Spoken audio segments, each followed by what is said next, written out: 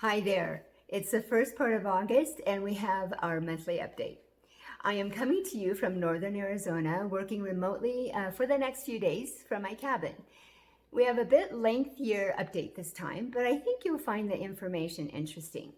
Now, if you don't want to hear the details, you can fast forward to the end and see the summary.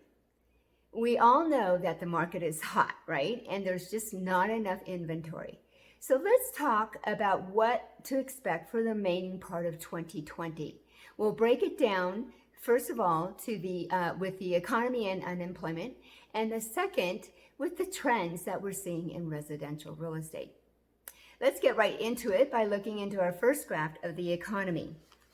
The economy gains 4.8 million jobs.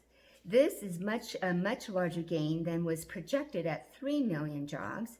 And you're looking at this chart, the greater gains were from the service areas, leisure and hospitality, retail, and then education and health services.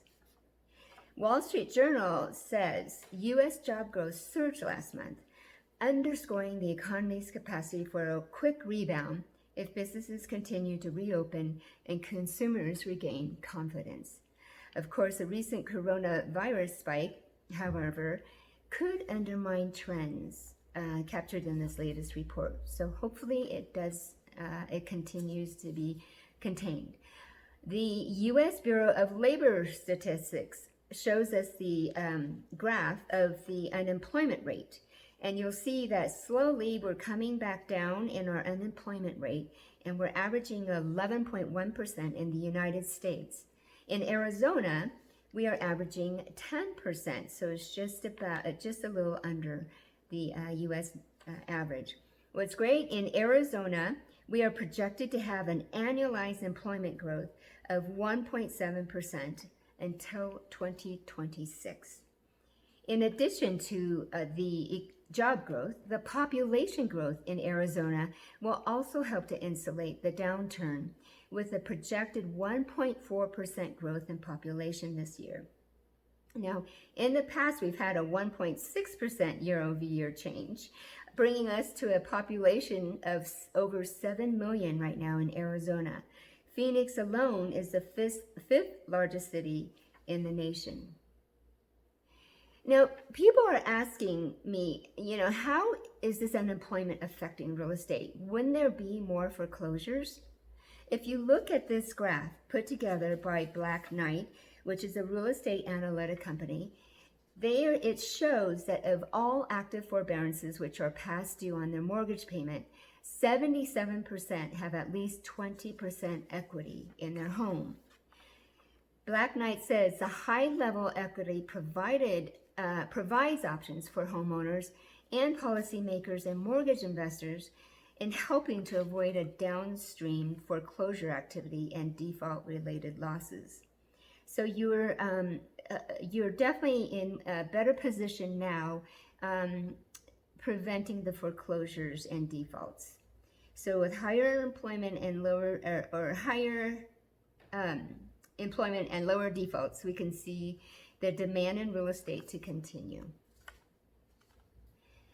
Okay, second topic I'd like to address is the trends in real estate.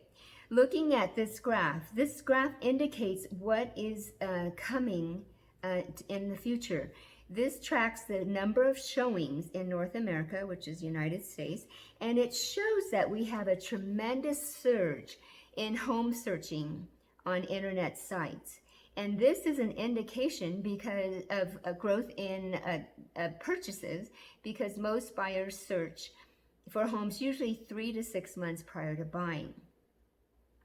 So it shows a very strong future growth.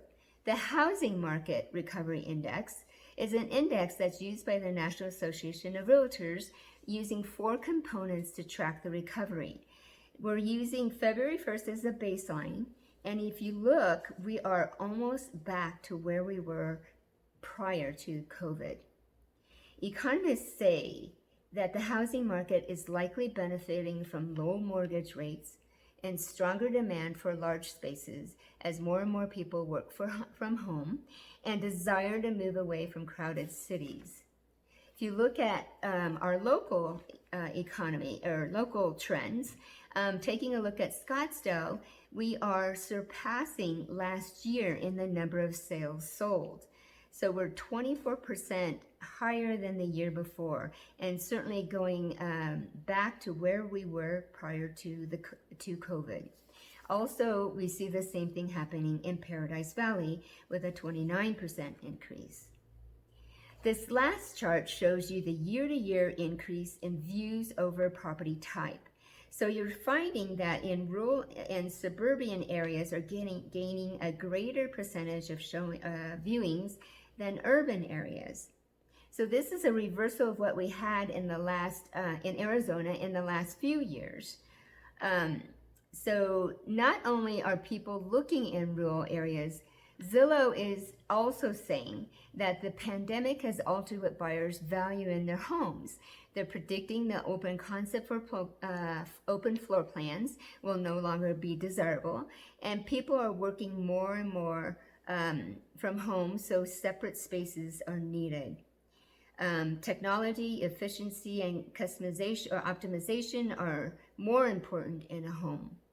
Lastly, much like the suburban areas that are gaining favor, the second home market is also gaining interest in the luxury properties. So, even in vacation rentals, as I am experiencing here in my cabin, I have a couple of clients who have vacation rentals in Scottsdale area. They're seeing a huge increase in long-term bookings in the last few months. Since COVID, I think people are looking to rent private homes that are self-contained rather than the hotel rooms. So in summary, consumers are gaining confidence and businesses are continuing to open.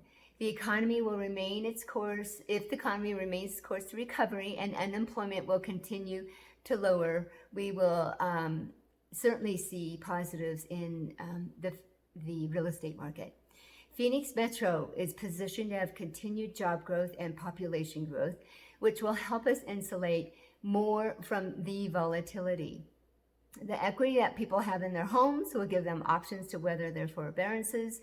And then demand for homes have remained higher than last year, and showings indicate the future will bring growing demand to find better homes suited for their changes or looking for their first home to capture the low interest rates.